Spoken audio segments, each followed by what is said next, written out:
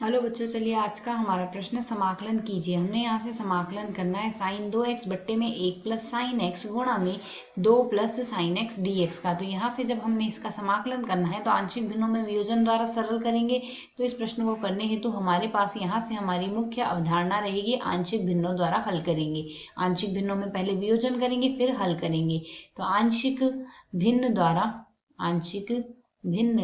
द्वारा सरल करेंगे, भिन्न द्वारा सरल करेंगे। तो यहाँ से सरल करने हैं तो हम आंशिक भिन्नों का प्रयोग कर रहे हैं। तो सबसे पहले यदि हम सरल करें तो हमें जो पद दिया गया है साइन 2x दिया गया है और बट्टे में है हमारे पास यहाँ से 1 प्लस साइन एक्स, साथ ही है हमारे पास गुणा में 2 प्लस साइन एक्स। इस पूरे पद का हमने यहाँ से समाकलन करना है x के सापेक्ष। तो यदि हम यहाँ से सरल करें तो साइन 2x के स्थान पर हम लिख सकते हैं 2 साइन एक्स, गुणा में हम लिख सकते हैं यहाँ से कोस एक्स, और बट्टे में हमारे पास यहाँ से मान आ रहा है 1 प्लस साइन एक्स और गुणा में आ रहा है हमारे पास यहाँ से 2 प्लस साइन एक्स। साथ ही हम लगा देंगे यहाँ से dx। इस पूरे पद का हमने समाकलन करना है।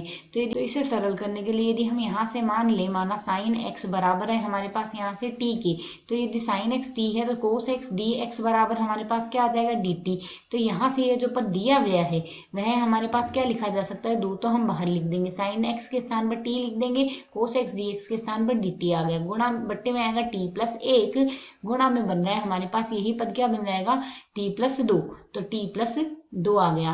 तो यदि अब हम यहाँ से सरल करते हैं तो जो हमें पद दिया गया है अर्थात यहाँ से t बट्टे t प्लस 1 है हमारे पास यहाँ से, और साथ ही है t प्लस 2।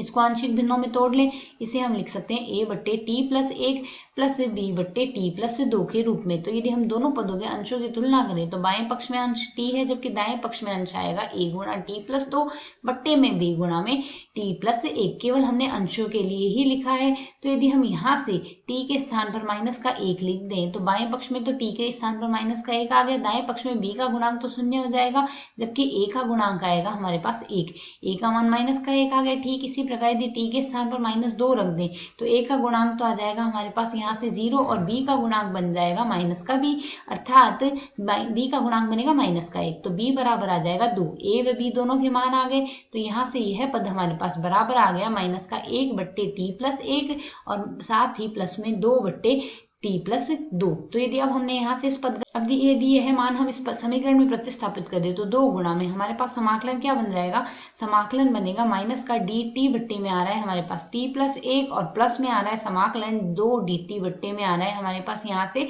t plus 2।